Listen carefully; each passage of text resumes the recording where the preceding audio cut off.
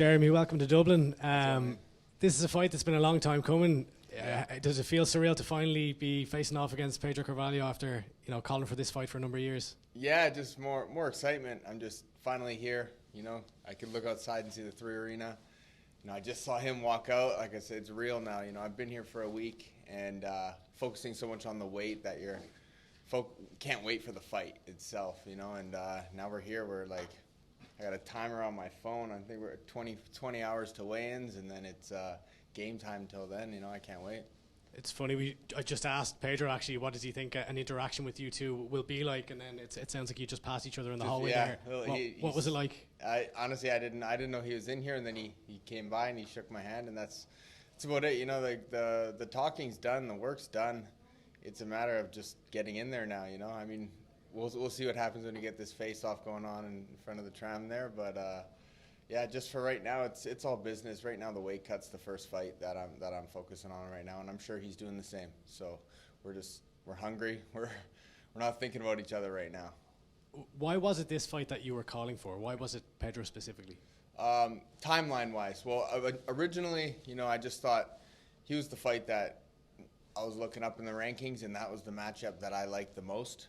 Just like any fighter would do and does. They're always calling up. And it was just the way he reacted to it. He like almost got offended, which, I mean, any other male trying to, get in a fist fight with you, you're gonna. But his root was that I was, obsessed with him, and that I didn't deserve to be in the rankings in the first place, and I didn't deserve to fight him. And it's like my wins, I had more wins than he had fights, so I was just. It didn't make sense. I felt disrespected, and so that kind of left a sour taste in my mouth. The fight was offered to both of us a few different times. He didn't take it for whatever reason. I wasn't good enough name, and then he's fighting guys not even in the ranks. But so I left it alone, didn't bother. And then right before my last fight, I'm fight week. I was around this time, hungry, starving, grumpy. And he puts out a tweet, congratulating all the other featherweights that were fighting at the time, the Champ, Pico, Borks and Pitbull. And then he says, Jeremy's nothing but easy money for Pico. And I'm sitting there laying there. I'm like, oh, this guy comes out of the woodwork now, So and then as soon as the fight happened, I won, and he was the first name on my mind because I was hunting for that fight. I left it alone because he didn't want anything to do with it. And then he had nowhere to run. I called him out publicly. He was the only guy left. If he wanted a path to the title, he had to go through me. If I wanted a path to the title, I had to go through him. So it set itself up, but it was nice because, the work was done. It was written in the stars already that was the fight to make. There was already this event was, announced already. So I wanted to stay active, so it just worked out. It couldn't have worked out better. I could call for my next fight in cage, and that doesn't have to happen very often. You hear the generic, I'll fight anybody, and we all will, and I'll fight anywhere, and we all will. But I had somebody, and I had somewhere to go, and it was perfect that it ended up working out. And I've always wanted to see Ireland, and I've absolutely loved it so far. So. This fight is being billed as a number 1 contender fight. Obviously, AJ McKee is busy with 155. He is a 55er. He's not 45er anymore. Let's take him out of the rankings, guys. Come on. Yeah, Adam Boric is just lost, and you just defeated Aaron Pico. Too, so. Yeah, have you been given any guarantees from Bellator that the winner will be fighting for a title next? Well, I've just had it through my manager, Ali. I haven't really directly corresponded with Bellator, but from the sounds of it, this is the fight. This is what Pitbull's waiting for. He just fought in December on New Year's Eve, so I'm sure he likes to stay busy, so he's waiting for a contender, and this is it. So they're probably just waiting for me, and then they're gonna put that fight together for later this year. Yeah, last one from me. What type of experience are you expecting in front of a Dublin crowd? Pedro, an adopted son of Ireland. Are you expecting a hostile crowd? No, I'm sure it'll be a bit hostile. I'm definitely expecting the energy. Even when I watch these events from home, I'm like, I can't wait to get there. I can't wait to fight there. I hope I fight there one day, and because I know it's a wild crowd, And I just remember Queeley coming out to Zombie, and ever since then, I got to get out there, So the boos and the cheers, it could be for me, it could be for him. It doesn't matter. Once we're both in the cage, it's just all noise. It's literally just noise, and it's just me and him. They're not in there with him. And I don't think the Irish crowd will be quite as hostile as Brazil. So I've been there. I've been around the world fighting in Australia, Brazil, Morocco, all over the place. So I just feel like it's just a different experience. I get to enjoy, and just different energy to take in. Me coming out first too, I think will be something I've prepared for mentally. We're going to walk out first and feel the whole energy, and he's going to come out to whatever he comes out to, and that crowd's going to be going crazy, and it's going to be great, man. I can't wait. I've been envisioning it every night before bed. Jeremy, you mentioned you've been in Ireland for a week and had a good time. Is there anything specific you've done that you've enjoyed? Not too much. Man, I was actually, if you guys are locals, I was staying in Rathmines, so I was a little out of the city, just checking out, it's very, very cultured out there. It's very, very cool. Just getting the lay of the land, just rented a car, drove around, we grocery store.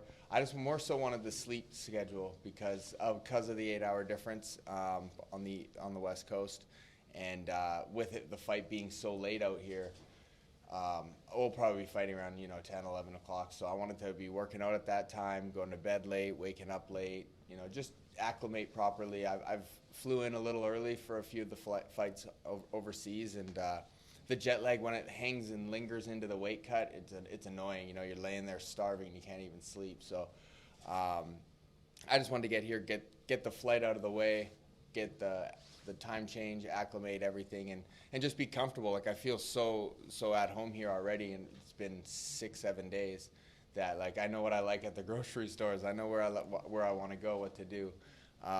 The only thing I'm missing out on is these pubs, man. So, I'm staying in a few extra days, and there'll be plenty of time for that, and everything tastes better off a win. So I'm just focusing on the win right now, and then the Guinness and all that will come after. I'd love to get your thoughts on the co-main event, Amosov against Story. It's obviously a special night for Yaroslav after everything he's been through in the last year. Just your thoughts on the fight as a whole? Yaroslav, I think that that's my guy, I'm going for. His story is incredible. Like, to be able to, I'm a pretty, like, dialed in guy for training year round. Like, I write out my schedule, I write out all my workouts, all my diet, all my everything.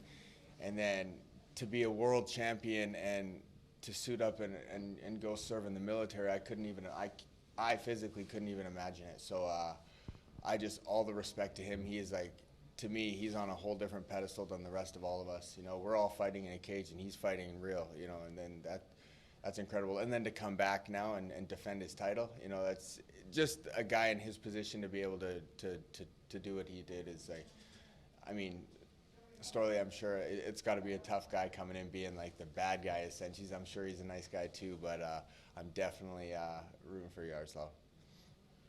I suppose the obvious fight to compare this for you is the Emmanuel Sanchez fight, in that he's a good cardio, good striking type of matchup. And I asked Pedro about that just before you came in, and he said that he thinks he's a better technical fighter than Emmanuel, and that will benefit him here. Is that a fight you kind of look back at when you're looking forward to this one and think, if I can do the same things in that fight against Pedro, they'll work as well? Like, that's a good comparison, actually. I think they do. I do think Pedro's a little bit more sharp with his strikes. They're just different fighters in the sense of, I think, Emmanuel has just been around. He's a dog. He's a bit more crafty on the ground. But I think, Pedro's a little bit more bouncy on his feet, a little bit different style of striking, but the grappling difference, I think, is just going to be huge regardless. With anybody I fight, I don't care who you are. Pedro, I just think this is a big gap for him that he's going to have to fill and figure out how to fill. But that just puts the rest of the division on notice as well. I feel like every fight, I'm not looking back at, this guy's close to Sanchez and this guy's close to Pico.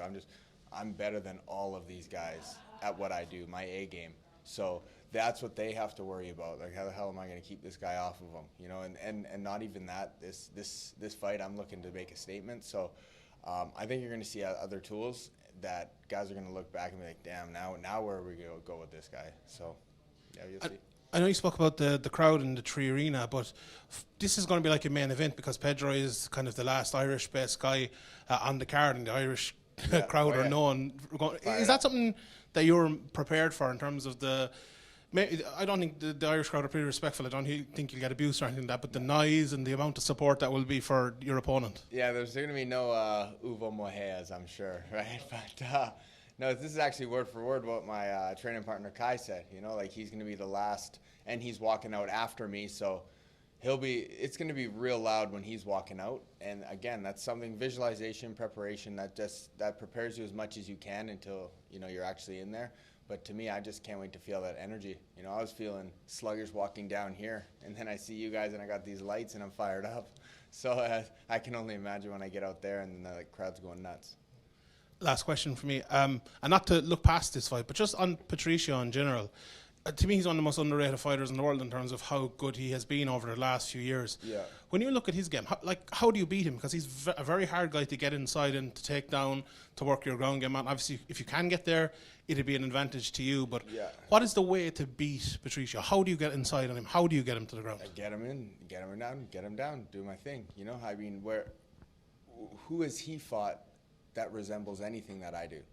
You know, it's a list of Weichel's, Sanchez's, you know, AJ's maybe the closest, and they're 1-to-1, and AJ does not push his grappling and his wrestling like he could. Chandler didn't have the chance. Everybody else, I would like to see the list of hard pressure fighter grapplers that he's fought, and it's a very small list. So Borix had the height, the size that I thought was going to be able to do it, but the grappling wasn't quite there. I'm that same physical 45er. I don't think you get much bigger than me at 45. Pitbull I've always thought is a little small for 45, and I just think stylistically I'm a nightmare for him. So I wouldn't be surprised if he's cutting now to try to get to 35 already. If you come out to Maniac, you might get a few of the Irish crowd on your side. Just a song choice there for you. My man. You had the fight with Pineda. Obviously, he tested positive afterwards. Your big fight then with Aaron Pico. You got the victory, but there was kind of the asterisk of the shoulder injury. You've been calling out Pedro for a while. Is part of you kind of going, is this big defining victory ever going to happen for me? Yeah, I feel like this is kind of, that last one with Pico was supposed to be, you know, that marquee win, and you know, and the fight was going the way I expected it to go, and I expected it to continue to go. But obviously, when it ends that way, there's always going to be doubts. And the way Pico's touted, he was, you know, it's easy to kind of brush off, you know. So I keep going. I keep doing my job. You know, Bellator obviously sees it in me. This is the 4th top 5 ranked guy I've fought. I think 3rd co-main event or 2nd, 3rd co-main event. Always main card, you know. So. Always fighting guys way up in the rankings, and the record against them shows that that's where I belong. This is just another one of those. He's ranked 3rd now. I'm ranked 5th. You know, I'm gonna go out there and dust him up, and you eat what you kill. And I'm gonna be up top. There's gonna be nobody above me anymore, and it's gonna be the title shot after that. Speaking of eat what you kill in your weight cuts, your nickname JBC. What's the story behind that? That's actually it's Junior Bacon Cheeseburger, and it's a hometown thing that I like to bring with me through my whole career now. I started fighting when I was 15 when I had my first fight. Braces on, puffy hair, thought it was like a pancreation, like headgear and everything, and we show up and it's like unregulated, pure MMA. Fighting a 24-year-old guy who missed weight by 9 pounds, and my parents had to sign the waiver. I had to walk out into the crowd, sign the waiver, and so I was just a young kid on the MMA team, and I was training in whatever. My whole team was about 20, 25 at the time, and they were all doing road work. I'd never done any of that. I was doing gi jiu-jitsu, in the evenings, and then sticking around for a little bit of pad work. And that was all I was doing. And then I was turning pro, and because I had 8-1 amateur, and I was just doing good at it, and eating McDonald's, eating whatever, doing whatever I wanted, going to high school. And then they sat me down and like, you got to really be strict and dialed in, And so I took it to heart. Like honestly, I was like, okay, I got to go pro. This means business. So a few weeks passed, and I was getting ready for my pro debut. And they're like, okay, man, so how's the diet been going? Can you send me over what you're eating, your macros? Didn't even know what macros were.